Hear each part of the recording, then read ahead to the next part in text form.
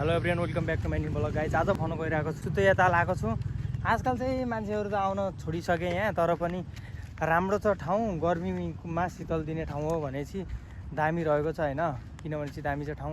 र देख्न सक्नुहुन्छ यो चाहिँ सुतैया ताल हो। ताल राम्रो छ, सबैले यहाँ चाहिँ कुमारी डाँडा। आज अहिले हामी यहाँ छौँ, त्यहाँदेखि अब चिसापानी जान्छौँ, चिसापानीबाट जान्छौँ पिदमारी डाँडा। आज अहिले हामी यहाँ छौँ, त्यहाँदेखि अब चिसापानी जान्छौँ, बस्तर क्याम्पको उता साइडबाट लोकेसन जान्छ। अब हामी त्यतै हुँदै हुँदै जान्छौँ, यो ताल हुँदै जान्छौँ। ल टक्क देख्न सक्नुहुन्छ, म चाहिँ यहीँ छु गाइज।